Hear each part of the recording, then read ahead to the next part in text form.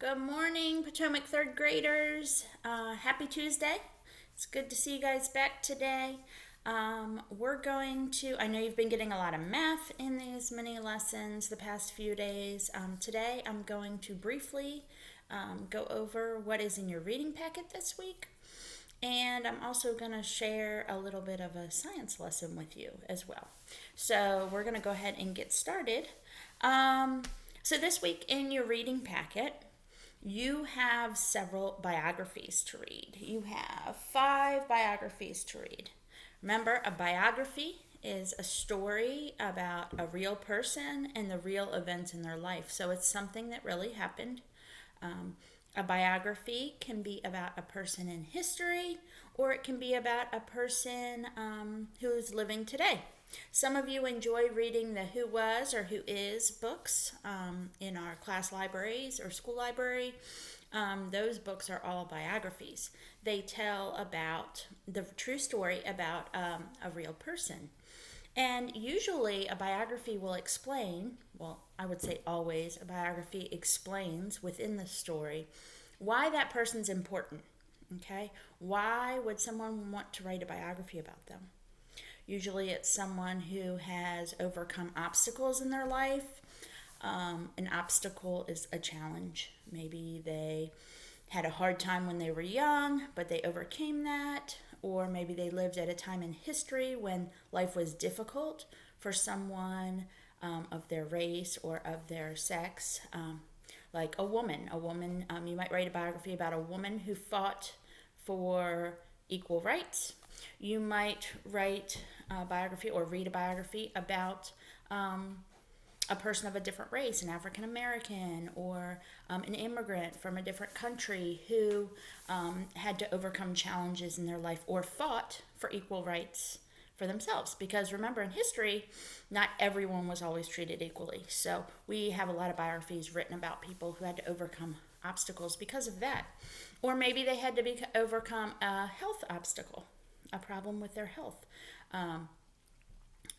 In order to, and they did something instead of just having that issue and having trouble with it, they overcame that and was able to maybe invent something new, or was able to train really hard and be able to do something. So usually a biography is about someone who has overcome obstacles in their life.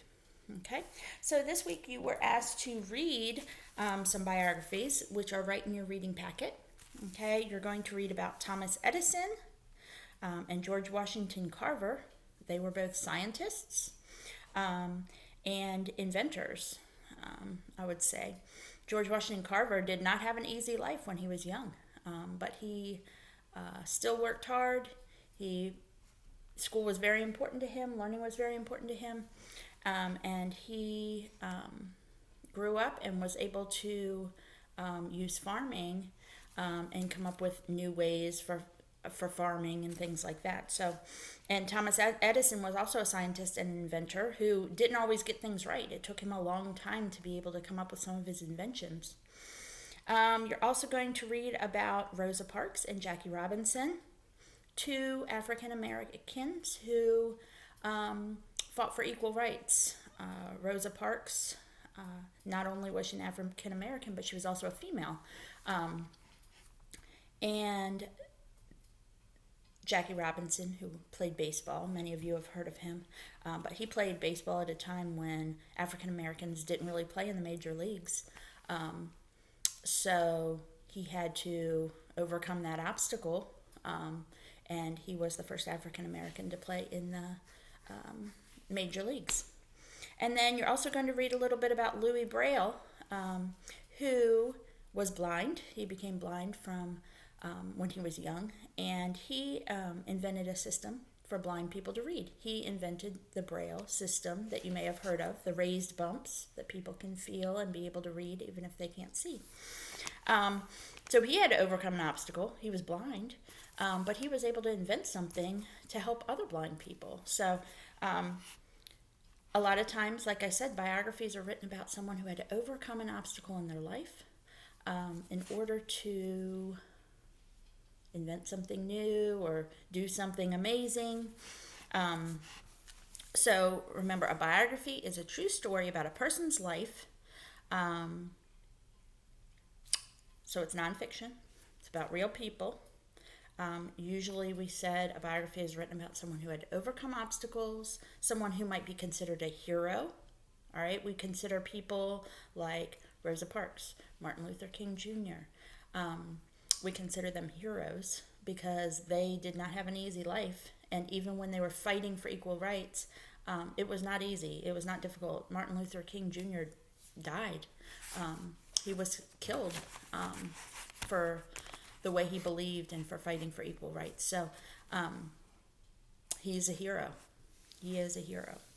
Okay, usually when we are reading a biography, it's about someone who's interesting to us, someone we're interested in learning more about, or interested in just knowing all we can about that person. Maybe that person's a hero to us. Okay, so you're asked to read some biographies this week about those 5 people. You're going to answer some questions about Louis Braille. And then at the end, you're tasked to write your own biography. Not about you, about someone, a family member. And obviously, when you write this biography, I don't want you to just pick the easiest person in your family. Hey, my mom's right here. I can interview them. I want you to think about someone who in your family who's interesting to you. Maybe they have an interesting job. Maybe you don't know very much about them. You want to learn more about them. Maybe they were in the military and you're interested in that. So you're going to choose a person, a family member, to interview. That means you're going to ask them questions. And the questions are in the packet. And you are going to learn all about their life and then write a biography of them. And a timeline. We know a timeline is a line where we put different dates that were important in the person's life, and we put those events that happened, usually important events in their lives that made a difference to them. Remember, when we're doing our writing, we want to make sure that we're using all our writing mechanics, good writing mechanics. We're indenting our paragraph, using correct spelling, using punctuation and capitalization. We do need to write in sentences. Just because we're out of school right now doesn't mean we forget how to write in our complete sentences. Please use, if you're unsure about a spelling, don't just ask your brother, mom, dad, hey, how do you spell this? Get out your dictionary. If you don't have a dictionary, go online, dictionary.com. You can look up words there, how to spell them. Thesaurus, you can use a thesaurus to make your writing better. Remember, a thesaurus is a book of synonyms that help make our writing more interesting.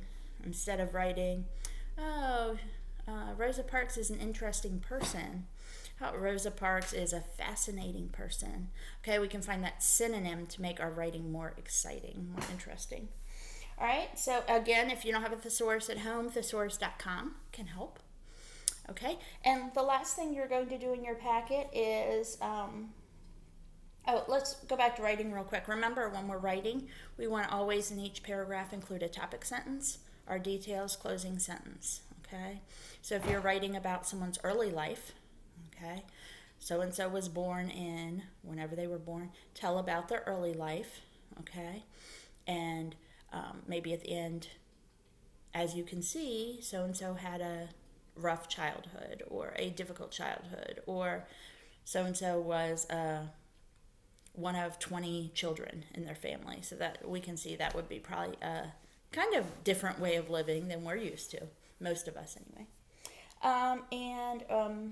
So each paragraph should have a topic sentence, supporting details, closing sentence. And then the last thing you're asked to do in your packet is a page that talks about which word has the closest meaning or most similar meaning, which word has an opposite meaning. So obviously there we're looking at synonyms. Synonyms are words that mean the same thing or a similar thing. They're really close in meaning. Antonyms are opposites, hot and cold, okay? Long and short, all right? So they have their words, antonyms are words with opposite meanings. So for those two sheets, you're going to be looking at synonyms and antonyms. So your packet this week's pretty interesting. I hope you learn about some really cool people when you're doing your reading. And I hope when you do your interview of your family member, you learn something cool about somebody in your family. So enjoy that. The next thing I want to share with you is something really cool we have in third grade right now. Obviously, we're not in school, but Miss Jones had sent to her house last week. I ordered some caterpillars to watch them. One of our science SOLs is to learn the life cycle of several different things: a plant, a caterpillar. So Miss Jones ordered some caterpillars, and I'm going to share with you kind of their journey through their life cycle. One of the things I got when I ordered my caterpillars is I got this coloring sheet. Put it right up there.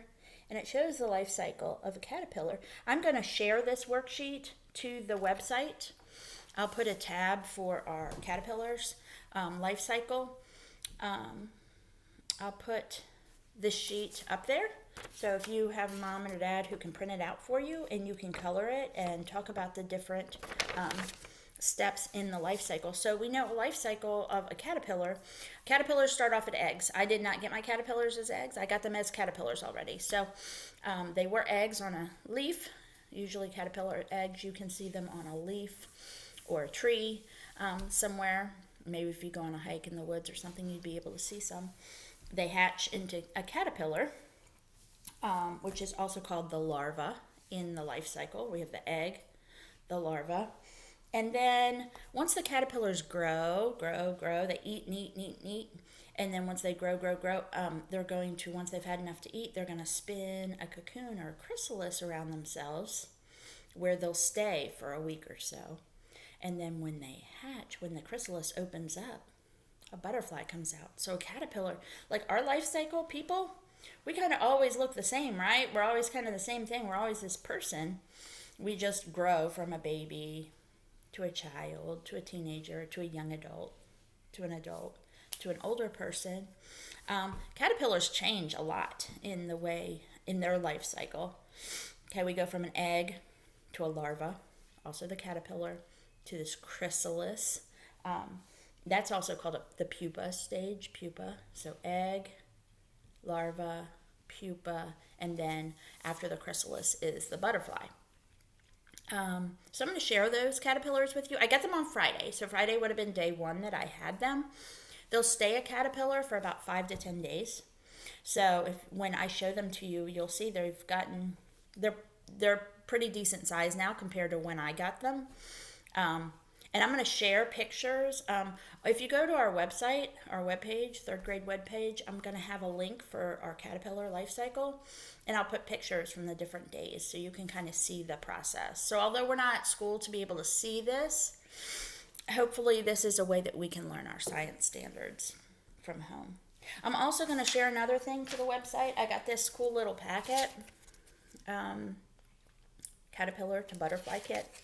And it kind of explains why and how they go through the process they do.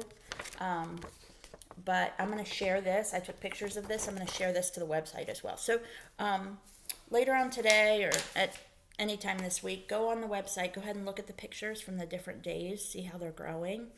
But I'm going to share them with you now. Here's our caterpillars, our third grade caterpillars. And they've gotten a lot bigger. So here they are. See if you can see a couple of them. They were moving a few minutes ago. Probably not very happy. Oh, there's one moving now. You see him up there?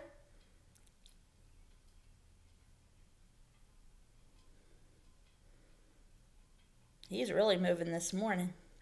The stuff at the bottom, that's their food. That's what they eat. There's a couple down below. They're kind of all hanging out on the sides right now, sleeping, except that guy up top. So what's going to happen is they're going to eat. Then they all will crawl up to the top, and they'll make their chrysalis kind of from the top. There's this little cloth thing up there. They'll make their chrysalis from there. And then I'm going to take the lid off once all the chrysalises are up there. I'll hang the lid. I have another part that I'll put them in, so that they'll stay there while they're chrysalis. And then when they come out and they're butterflies, it's a bigger kind of container for them to hang out in until we decide to release them. But I'm going to kind of show you every step of the way. I'll be taking pictures constantly so you can see these guys. Everybody's sleeping except that guy on top. All right, I'm going to put them down because you're not supposed to move them very much. But like I said, I will share pictures of that on the website with kind of some information so that you're learning about the life cycle of the butterfly. So remember, eggs, larva, that's the caterpillar, he's a larva. Then the pupa, that's the chrysalis when he spins the kind of cocoon, and then the butterfly. So 4 stages. We are now in the larva stage, the caterpillar stage. And like I said, I'll put pictures up every couple days. Well, thanks guys for joining us today. Definitely take a look at the website. Remember, if you have not sent us pictures this week of your Get Creative Challenge, please do so we can get them online, okay? So we can get them on the website. It's great seeing you. Have a great day.